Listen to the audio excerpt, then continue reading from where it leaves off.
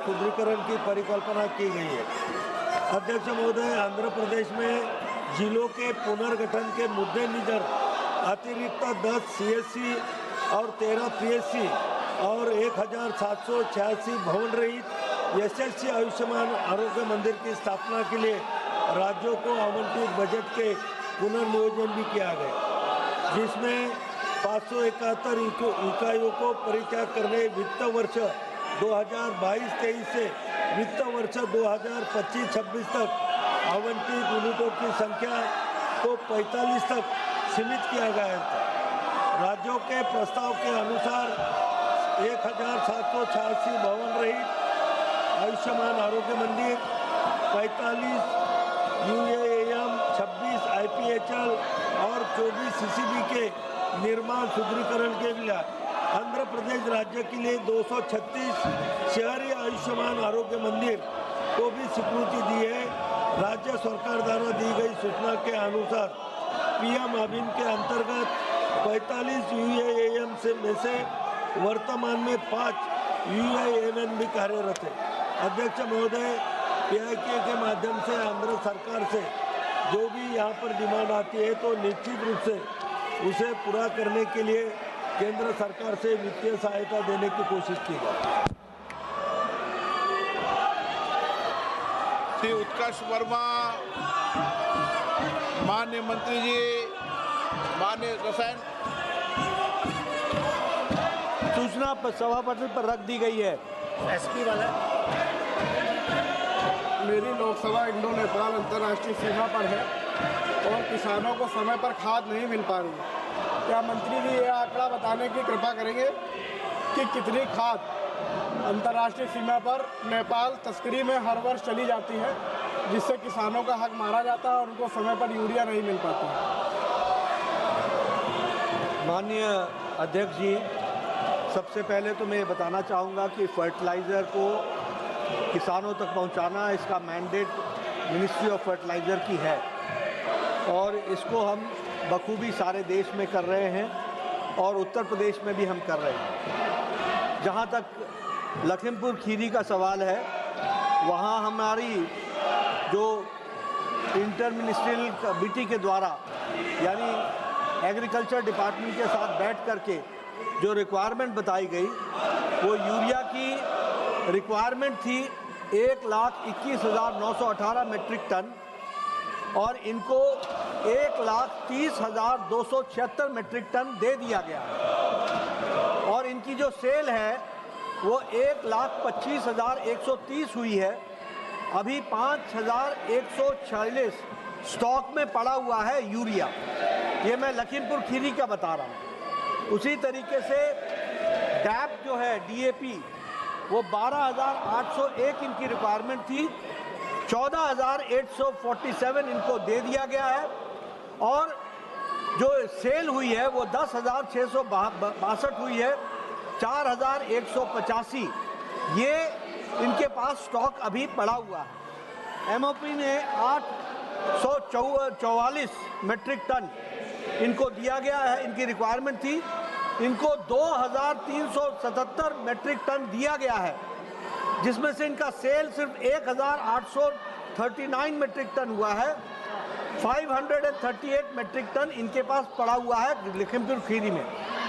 जहां तक लखीमपुर खीरी का सवाल है, बॉर्डर डिस्ट्रिक्ट है और ये प्रदेश की जिम्मेवारी है कि वो बॉर्डर डिस्ट्रिक्ट पर होर्डिंग को रोके और स्मगलिंग को रोके और ये रोकने की जिम्मेवारी प्रदेश सरकार की है।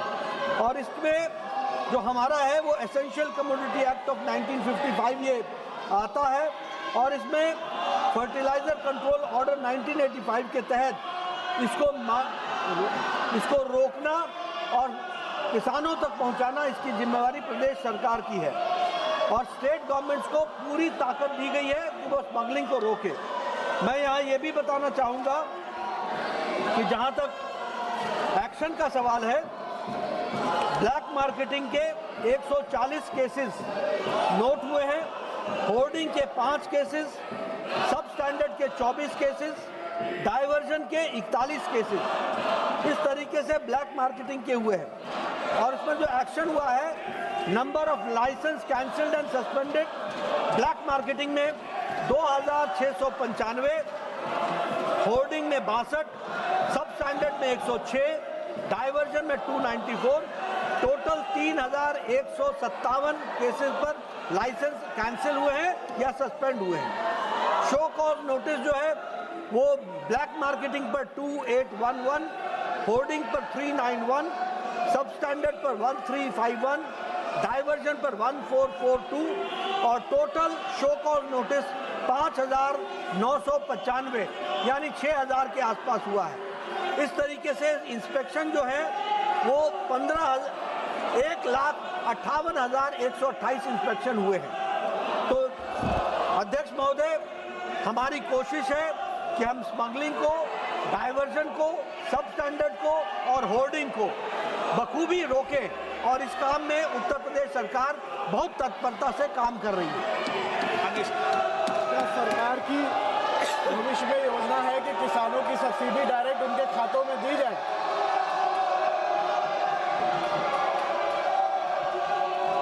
सब्सिडी लाखों करोड़ रुपए हम खाद के माध्यम से देते हैं, डायरेक्ट बेनिफिट में नहीं देते हैं और ऐसा कोई विचार भी नहीं।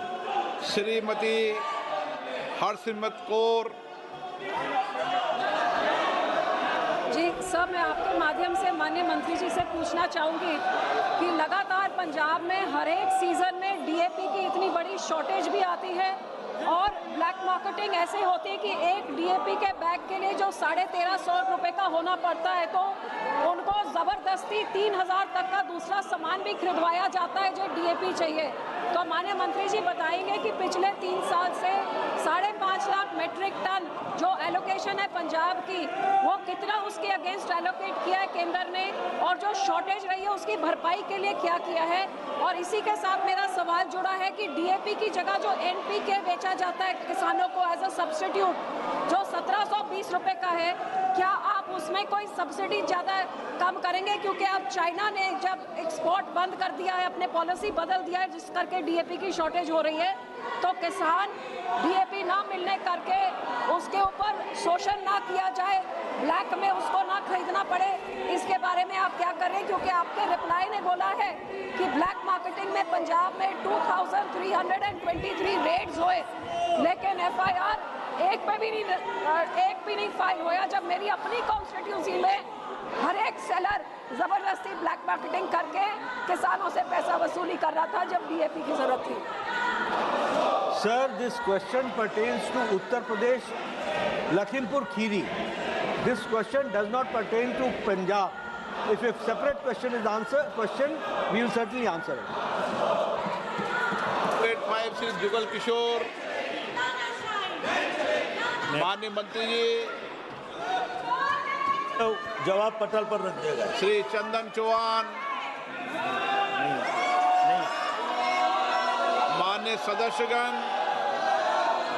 मैं पुनः आपसे आग्रह कर रहा हूं कि प्रश्नकाल महत्वपूर्ण समय होता है, आप सदन को चलने दें।